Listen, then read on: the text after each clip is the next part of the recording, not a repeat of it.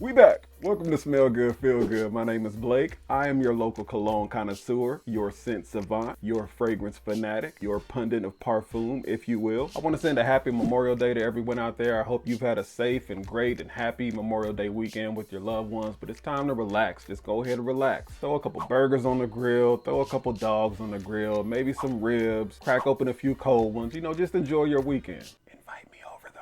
But don't forget the reason behind this day. Yeah, most of us got this day off, but what we should be celebrating are all those servicemen and women who died in active military service. We thank, honor, remember, and celebrate you for making one of the greatest sacrifices you can make, which is fighting for our freedoms. A very special thank you to everyone who served. Whoop! Now that we got that out the way, episode 19? No, we almost at 20. Like almost. Almost. We on episode 19 though. Thank you so much for coming back. Thank you so much for tuning in. Feel like the next video, episode 20, like that's a milestone for this channel. I very well may have something special planned for that episode.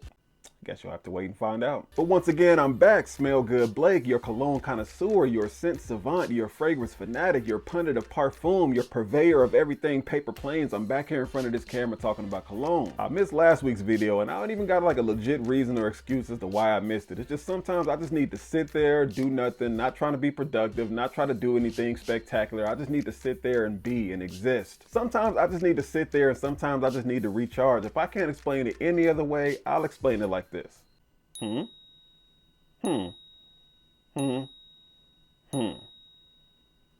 But we're back to these fragrances. You can always count on the pundit of parfum to hit you with a new review just when you need it. You didn't know you needed it, but you needed it. I'm not saying y'all stink. I'm just saying you could probably stand to smell a little bit better than what you smell. You're not as pleasant to the nose as I would like you to be, but that's what I'm here for. I'm leading you to the water.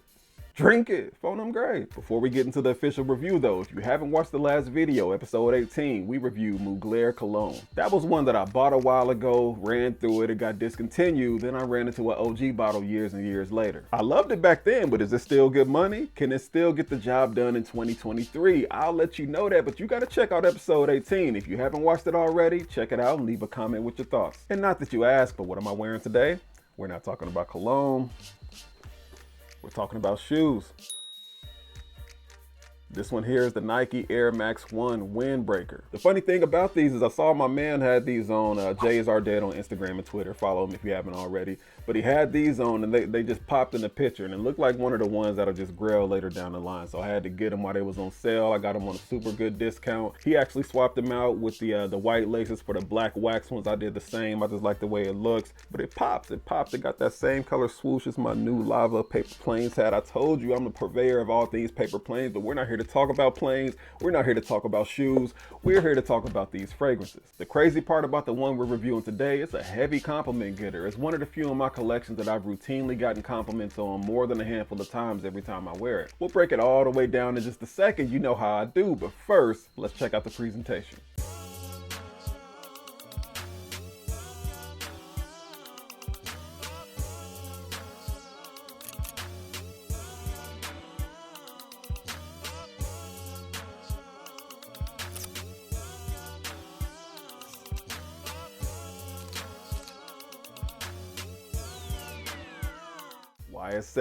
Y EDP. Very sophisticated, very classy bottle, very well crafted, distinctive YSL look to it. This is one that just looks nice on display. Like on the side, they got that Y and they got the indentation there at the top of the Y. It's just a very sleek and sexy bottle here. I wear this one and it looks nice on display too. This one right here is a certified banger. I've worn this one every single day for the past 2 weeks, partly because I like it, partly because I like wearing it leading up to the video where I'm going to talk about it, but I'm not going to overhype it. I'm not going to drag it. Let's just run down the notes. YSL Y EDP. This one right here has top notes of apple, ginger, and bergamot. It has middle notes of sage, juniper berries, and geranium. And it has base notes of amberwood, tonka bean, cedar, vetiver, and olibanum. One second. How to pronounce olibanum? Olibanum? Y'all lucky I'm giving y'all this behind the scene looking at how I do this. I want to get it right. Sometimes I don't know how to pronounce it, so I got to do what I do. Grab the laptop, look it up, and it's all about preparation. Olibanum? Nah, that ain't right. Olibanum? That sound a little bit, that sound more right than that first one. Let's try one more, then I'm gonna get back to it. Olibinum. We're gonna go with olibinum. So yeah, apparently it's olibinum. I gotta be honest, a lot of these notes are very subtle. Some jump out in the forefront, some stand out, some play the background. We're gonna get into this breakdown right here, right now. But first, let's give it a spray. See, this is what I'm talking about. This is how you effectively use apple in a fragrance without it smelling too fruity or too feminine. This is how you do it. YSL, whoever's the perfumer behind this one, this is how you do it. No Montel. Gotta get your groove on. This is how we do it. Those top three notes, apple, bergamot, and ginger. You can smell each of them on that first spray, but that apple is like that, I'm telling you. If the opening notes on this were like the Temptations, that apple would be David Ruffin, minus the Coke. But that apple would be David Ruffin, oh God. You can also smell that citrusness in there, or that citrosity, if you will. That's kind of doing its job along with that apple, but the apple, that's the main player here. That ginger very much so plays the background as far as the opening notes are concerned. So if we're still talking about the Temptations, that ginger is definitely Otis in this situation. I mean, it's there. You know it's there. You smell it there, you appreciate it for what it is, you know what it's doing in there, but like, ain't nobody buying this for the ginger, I'm sorry. Nobody's bigger than the group. I'm the one selling the records. They coming to see me. They coming to see the Temptations. Ain't nobody coming to see you, Otis. You buying it for the apple, like let's be honest, point blank period. This is what gives it that juicy, slightly sweet, somewhat tart bite to it. Like try it and you'll see exactly what I'm talking about. And luckily that apple does stick around throughout the life of the wearer. That opening is probably the most appealing part about Y EDP, but the heart and the base notes, they don't come to play around either. The geranium and the juniper berries, it adds more of a citrusy, crisp freshness, while the sage offers more of an aromatic herbalness or herbaceousness, if you will, which ends up being like the perfect transition point between the opening notes and the base notes. But other than the apple and the opening, the woodiness and the base is what this fragrance hangs its hat on. I feel like the amberwood, the cedar, the vetiver, and the I done forgot how to say the word already and I just looked it up. Was it olibanum? That word, but I feel like those all combine to give it its classic, unique, woody, heavy profile that everyone's grown to love. But that amber wood in particular though, that amber, yes, it's woody, but it also gives off a warm, slightly sweet aroma, which pairs nicely with that sweet vanilla and woody aroma that the tonka bean gives off. It's just well balanced. Like that's the perfect way I can describe it. It's well balanced, but it's multifaceted at the same time. It does a lot, but it manages not to do too much at the same time. Does that make sense? Like, I feel like this could have been a disaster with everything that they tried to do with it, but they hit the mark on this one. Kudos to the perfumer behind this one. Fam knew what he was doing. I don't have much criticism about this one. The performance is decent. You'll get 6 to 8 hours out of each wear, and it projects nicely too. Like I said earlier, this one gets many compliments every time I wear it, so it definitely travels. The only critique that I really hear about this one is people tend to say that it's too much of a crowd pleaser and it's, dare I say, generic. I'm not in that group of people who think that, but those people do exist.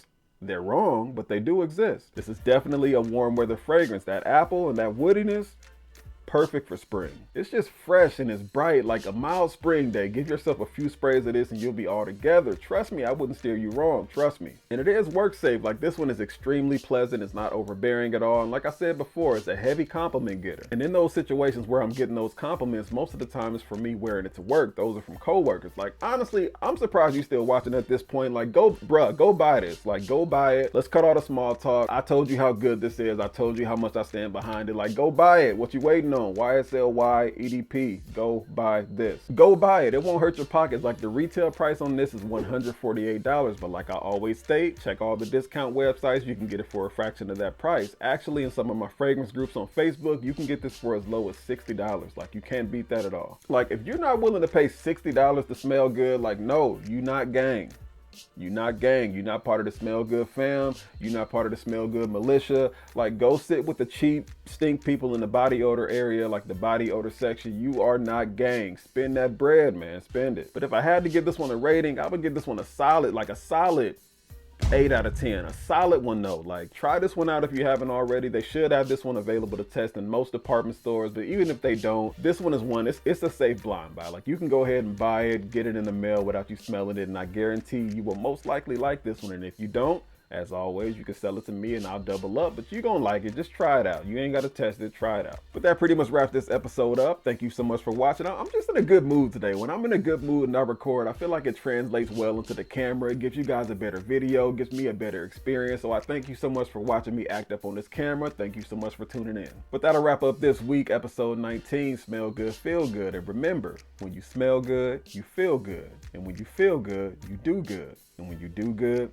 good comes back around to you. If you're watching this on Facebook, be sure to like, comment, share. Instagram do the same, TikTok do the same, but most importantly, YouTube, subscribe to the channel. Be sure to hit that subscribe button and that bell icon so you can be notified every time I release a new video, whether a full-length review or a short. But that'll do it for this video. Smell good, Blake. Smell good, feel good. We out.